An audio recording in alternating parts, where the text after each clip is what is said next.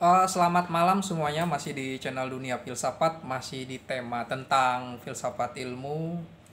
Ada klasifikasi ilmu mengenali misalnya ilmu sains, ilmu alam, ilmu eksak lah yang kita kenal. Jadi kita meneliti jarak dari tempat tinggal kita ke pasar, itu jaraknya berapa itu sudah pasti. Air mendidih pada 100 derajat Celcius itu udah ada ukurannya seperti itu. Kita pergi dari Jakarta ke Lampung itu sudah ada jarak waktu bisa 1 jam dengan pesawat. Jadi yang pasti suatu pengetahuan yang gambaran tentang sesuatu halnya itu dianggap sudah pasti gitu. Ya, kita membahas tentang batu, ini objeknya batu, tentang jenisnya seperti ini, itu udah seperti pasti gitu. Jadi analisis mengenai ilmu eksak itu harus pasti gitu. Satu penjelasan, makanya disebut dengan ada aksioma, suatu dalil yang sudah tak terbantahkan lagi.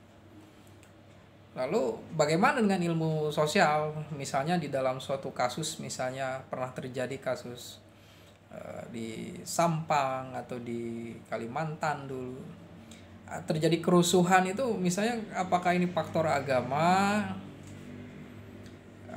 perbedaan agama, itu salah satu variabel. Terus ada faktor misalnya tentang persaingan ekonomi atau soal tentang komunikasi atau tentang pergesekan antar budaya.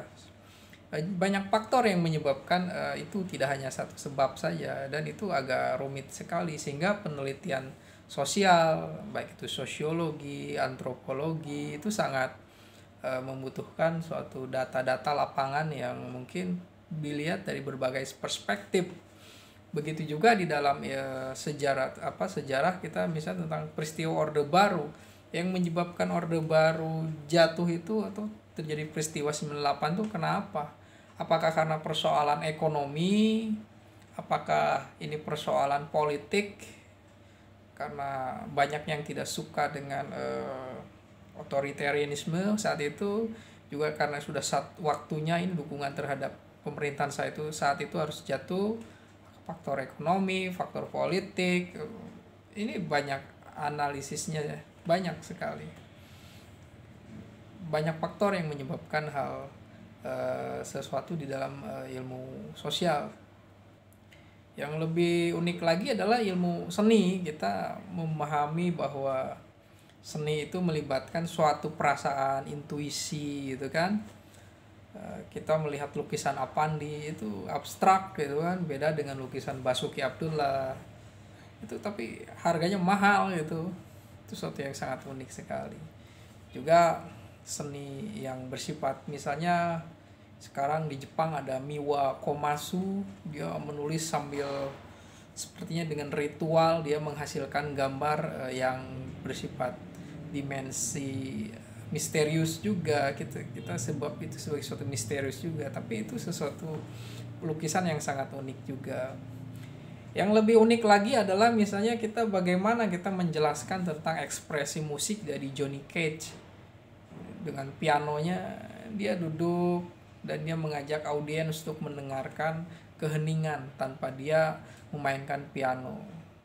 Keheningan itu ya banyak keunikan di dalam kita memahami seni di sana. Ini sudut pandangnya berbeda-beda, sudut pandang metode ilmiah yang bersifat Eclairen gitu, atau ilmu alam itu Natur Wissenschaft, juga ada ilmu yang bersifat humaniora, Geisteswissenschaften. Itu berbeda. Jadi ilmu sains itu eksak itu berusaha untuk menjelaskan sudut pandang, memahami, mengeksplorasi alam, menggali minyak, membangun infrastruktur yang benar-benar mati.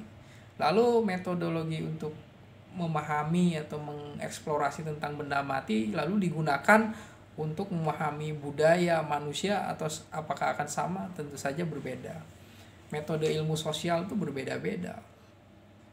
Tapi paradigmanya adalah paradigma yang bersifat humaniora, humanis gitu, kita membahas manusia itu tidak bisa disamakan dengan membahas batu, membahas material pohon, tidak bisa. Ini manusia itu sesuatu yang multidimensional, raganya, jiwanya, pikirannya, di sini keunikannya.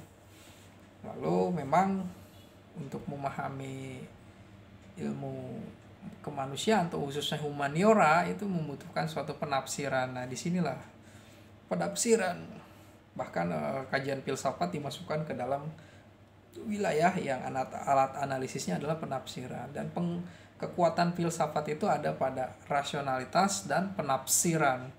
Lahirlah hermeneutika, pembahasan mengenai menafsirkan realitas sosial, tentang gender, tentang patriarki, juga tentang perubahan sosial, juga tentang pemaknaan di dalam bermasyarakat.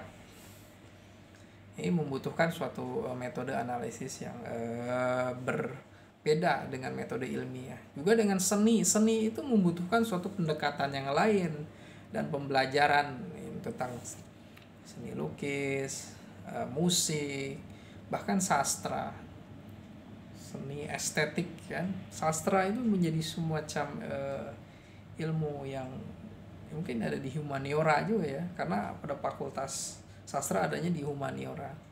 Tapi manusia mengekspresikan dirinya dengan mengarang puisi, mengarang novel itu sebagai suatu usaha untuk menjelaskan suatu keadaan dirinya atau lingkungannya. Tujuannya di sana untuk menjelaskan sesuatu.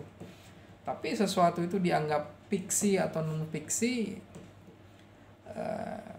ini menjadi suatu bagian di dalam ilmu. Ada suatu ilmu yang bersifat fiksi, ada suatu cerita yang bersifat fiksi, non fiksi atau ilmiah gitu. Nah, di sini memang kita harus bisa memisahkannya mungkin ya. Tapi ketika mereduksi bahwa sesuatu yang bersifat ilmiah itu adalah yang bersifat positivisme, itu sesuatu yang salah. Karena manusia itu membutuhkan suatu pemahaman dan penafsiran mengenai eksistensi dirinya itu, maka integrasi antara ilmu alam yang bersifat berusaha untuk mencari kepastian, juga untuk ilmu sosial dan humaniora yang berusaha untuk menafsirkan realitas sosial, juga tentang menikmati hidup ada pada seni, ini perlu ada pada keseharian kita, memahami eksistensi kita di dunia. Terima kasih.